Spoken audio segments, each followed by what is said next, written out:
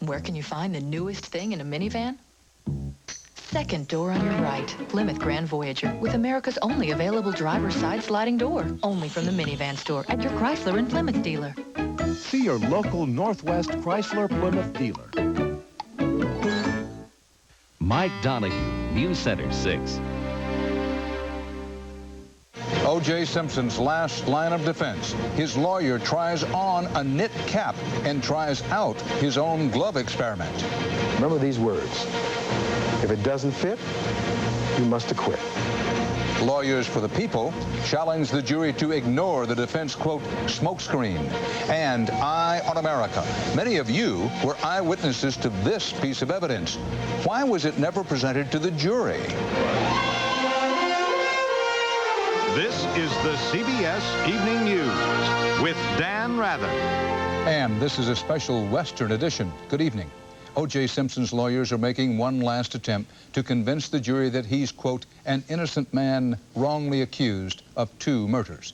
Johnny Cochran Jr. began his closing arguments today with an attack on the prosecution's evidence. Bill Whitaker begins our coverage from the courthouse in Los Angeles. Bill? Dan, as he began his closing argument, defense attorney Johnny Cochran said the evidence just doesn't add up. But wrapping up for the prosecution, Christopher Darden said it does add up, and it proves that O.J. Simpson is a double murderer, showing not only that he did it, but why. And we talked about what the real Darden asked the jurors to look beyond the handsome football hero and sportscaster to see the other O.J. Simpson, the one heard screaming at his ex-wife Nicole on that 911 call from 3 years ago, which Darden played again in court.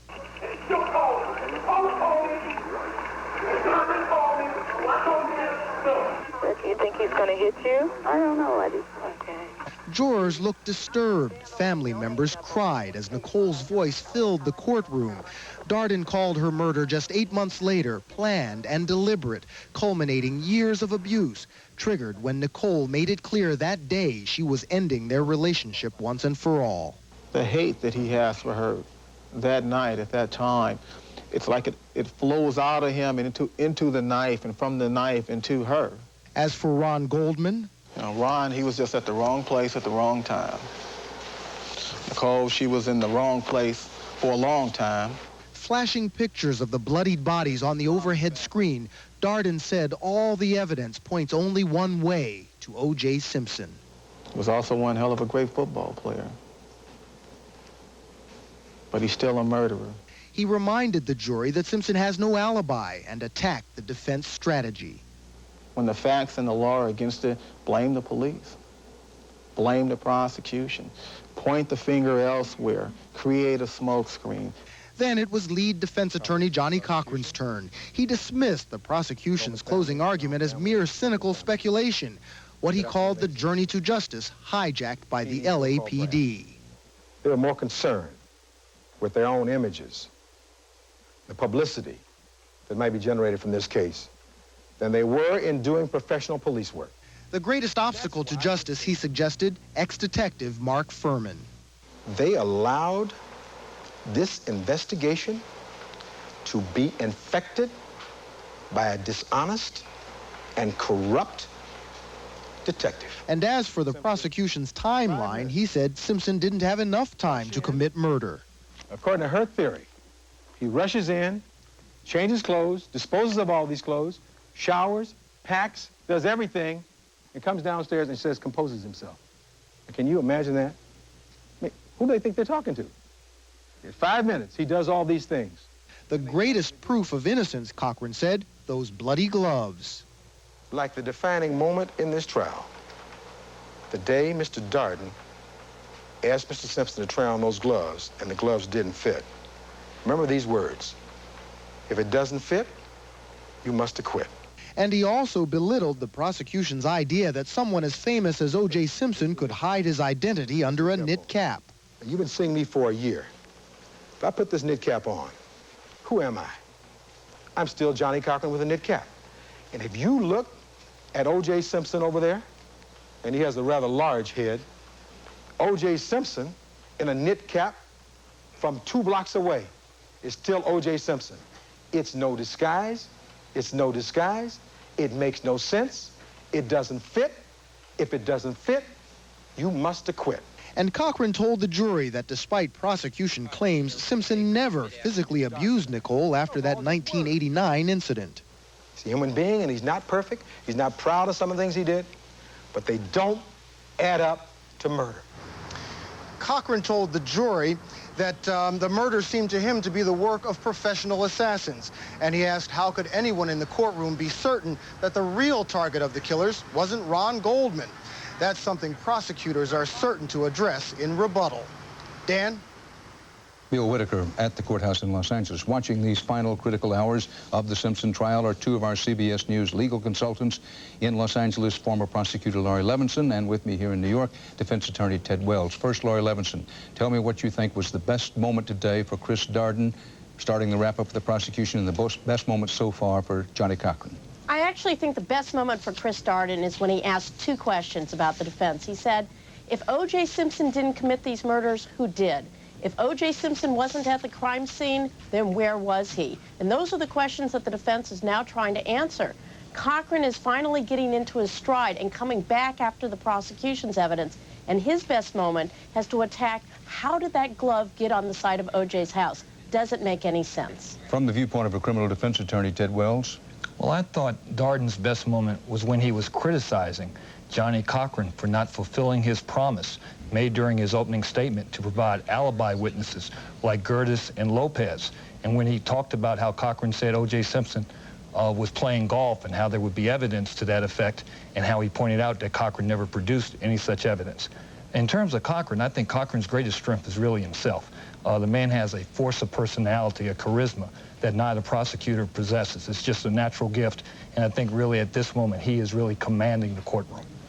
You have believed for at least most of the trial, Ted, that the most likely thing to occur is a hung jury. You still feel that way? I still believe that. I think Cochran is providing arguments for those jurors who want to go with O.J. Simpson, but at the same time I think there's very powerful evidence on the other side, and I do not believe there will be a verdict. All right, Levinson, quickly, you still believe it's likely to be a hung jury? I don't know that that's true. Frankly, these jurors have put in so many months of their lives. They want to get the job done. I don't know what the verdict will be, but I think they'll work very hard to get a verdict, and these closing arguments could make the difference. Laura Levinson, Ted Wells, thanks. While the Simpson trial is breaking all sorts of endurance records, there is plenty of evidence the jury didn't see, but you will later on tonight's Eye on America. But right up next, the First Lady opens fire on Republican health care proposals. Newt Gingrich shoots back. And the killing of a gang prosecutor. Was it a gang-related hit?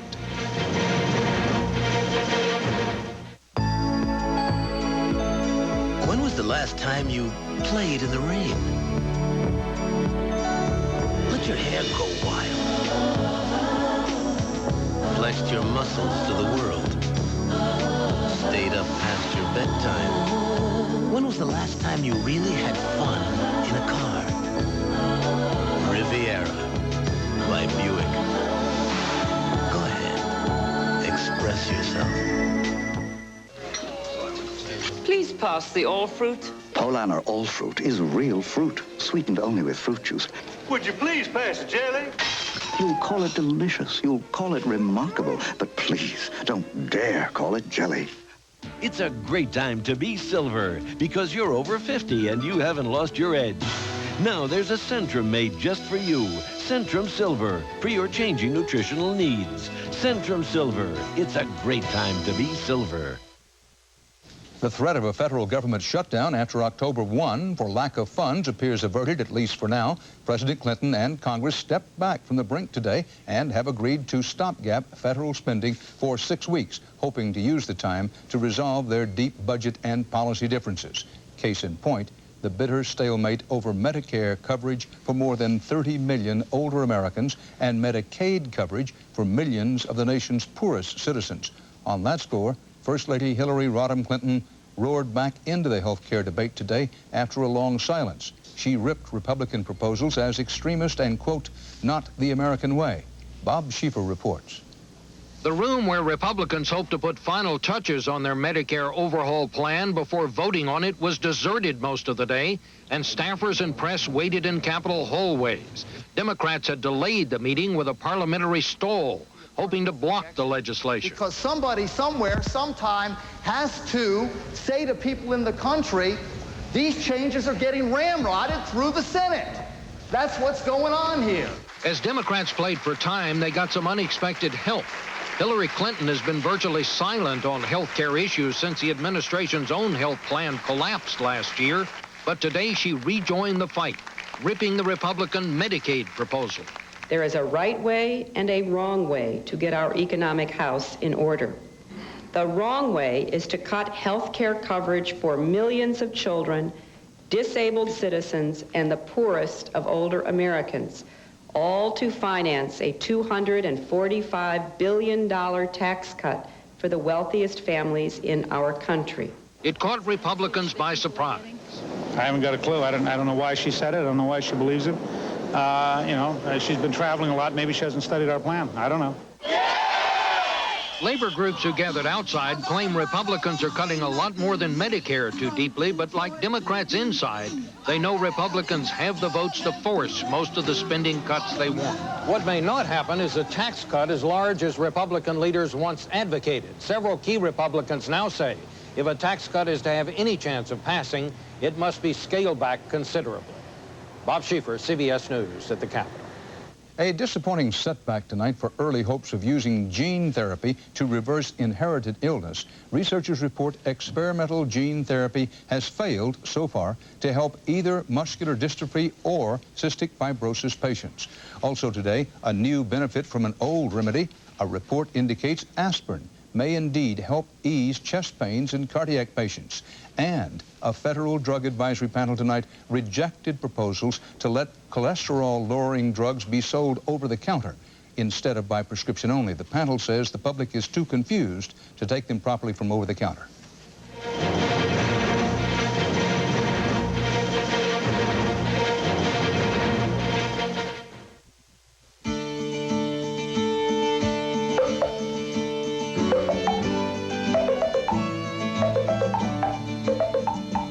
As long as there are bedtimes and lullabies, as long as there are old friends and new stories, just as long as there are steady hands and mugs to keep them warm, you'll find Maxwell House decaffeinated coffees. As long as great taste is all you want, Maxwell House Decaf will always be good to the last drop. Fibercon or Metamucil? Both give you the same predictable regularity, the same natural action of fiber. So what makes Fibercon different? With Fibercon, I get my fiber in 2 caplets. Fibercon, fiber regularity that's easier to take.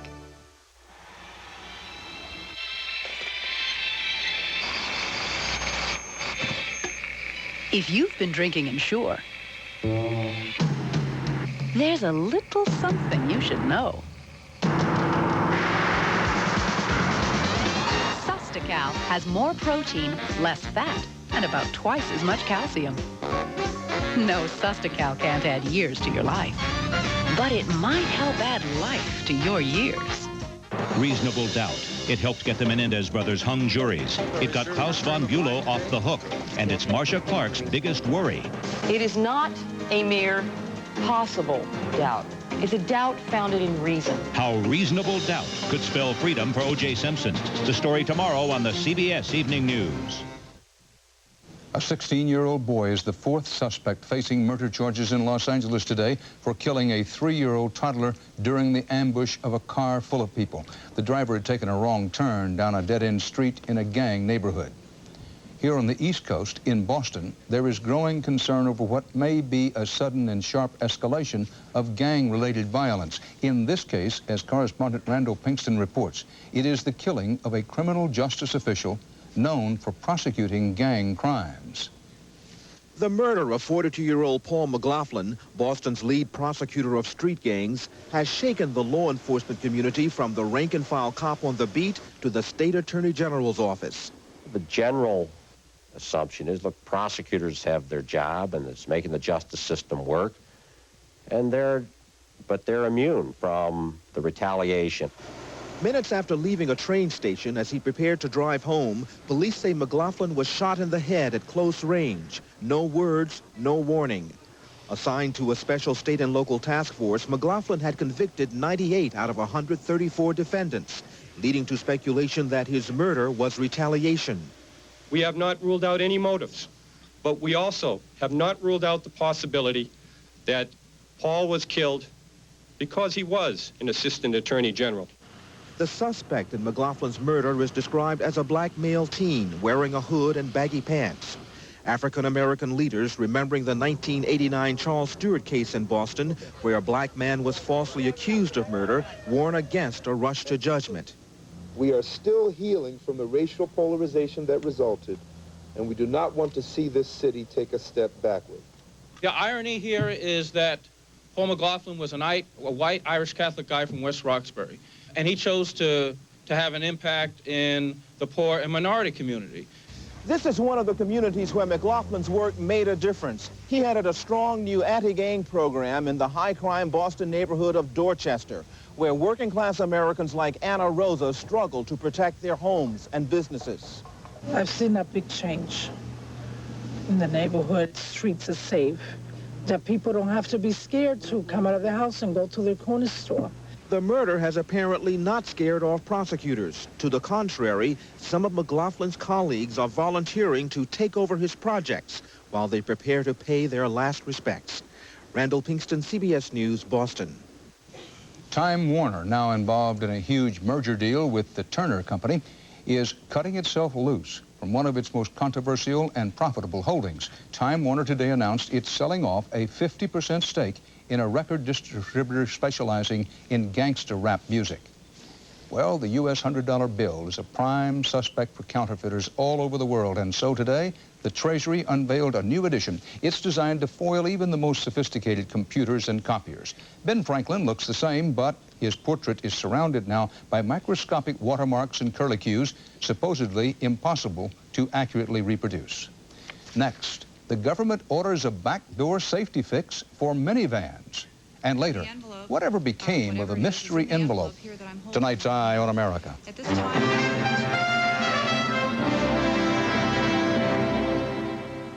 it hurt me to see Mom suffering.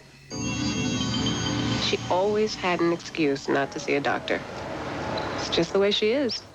Finally, the stomach pain got so bad that she had to go. Was she relieved when the doctor said Mylanta?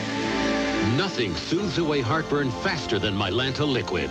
It's the one doctors recommend most, even over prescription drugs for occasional heartburn and acid indigestion. My doctor said Mylanta. Hi. Thought you might like a little help. Thanks, my hands. Should I get your Advil? I'm trying that new naproxen sodium.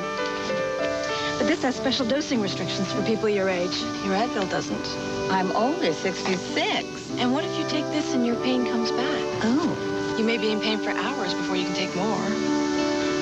Doesn't your doctor recommend Advil for you? You're right. I'll stick with Advil. Nothing is proven more effective or longer lasting than Advil. Nothing. When we asked people to guess the name of our special line of cereals from Kellogg. Sweet biscuits from another planet. I've got it. Wacky Almond Raisin Fest. Whoa. No matter which delicious kind they tried, no one guessed they were healthy choice. Come on. Maybe they were surprised by so much baked-in flavor. Whole grains touched with honey, cinnamon, or brown sugar. I know what it is. Honey Toasted Teasers. Okay. Healthy choice cereals from Kellogg's. It's good. It's good. You want a name? When I got rid of my gray hair, I wanted a natural look. So I didn't take any chances. I used the sure thing for a natural look called Just for Men. Apply Just for Men, and in 5 minutes, rinse. It's specially timed to blend away gray, bring back your natural look, and condition hair. It's a sure thing. Just for Men, the sure thing for a natural look. And now try Just for Men Color Gel for the hard-to-color hair of mustaches and beards. Brush in, rinse out. Just 5 minutes. Closing arguments in the Simpson trial have begun. The prosecution, the defense. Who will the jury believe? Don't miss the season premiere of 48 Hours, Thursday. Word today that federal aviation officials ordered all airlines to inspect their Boeing 767 jetliners for possible stress cracks in the main landing gear. The FAA acted after stress cracks were found in 4 of the wide-body 767s. If uncorrected, the FAA says the cracks, and I quote, could result in the collapse of the main landing gear, unquote. Another safety-related fix ordered by the government today, this one by highway safety officials. As correspondent Bob Orr reports, the government wants the back door locks on minivans and other vehicles to be at least as tough as the latches on the side doors. All minivans, station wagons, and hatchbacks, beginning with 1998 models, must be equipped with rear latches strong enough to keep passengers from being ejected in most crashes. With the rise of use of these vehicles, we also saw a rise of accidents where people were thrown from the back door. As many as 150 people a year killed in accidents in which the latch did not prevent the rear door from popping open. Hundreds of others are hurt, many of them children. 6-year-old Alex Boyd was buckled in the rear seat of his mother's minivan when it was struck in the side. The trunk opened and I flew out with the seat. The real issue is that the rear door did not stay closed. If the rear door had stayed closed, nothing would have gone out of the car. The order creating a rear latch standard comes as the government is winding up an investigation into Chrysler minivans, whose tailgates have been shown to come open even in low-speed crash tests. Auto safety experts say the government's action is overdue and only requires a minimum level of safety. If manufacturers do nothing more than comply with the government standard, you can count on latches to continue to fail. Safety regulators say many of the minivans now on the streets already meet the new rear latch requirement, and design changes for those which don't will only cost about $1 per vehicle, a price which may explain why there's virtually no industry opposition. Bob Orr, CBS News, Washington. Israel's cabinet today approved an agreement with the PLO for Palestinian self-rule on the West Bank. Prime Minister Rabin and Yasser Arafat will sign it tomorrow at the White House. But it turns out this pact leaves several key issues unsettled, such as the timing for Israeli troop withdrawals and the number of Palestinian prisoners to be released. A highly photographed meeting today at the Vatican. Brigitte Bardot, the French movie actress turned animal rights activist, enjoyed a special audience with Pope John Paul. The occasion was the feast day of St. Francis of Assisi, patron saint of animals.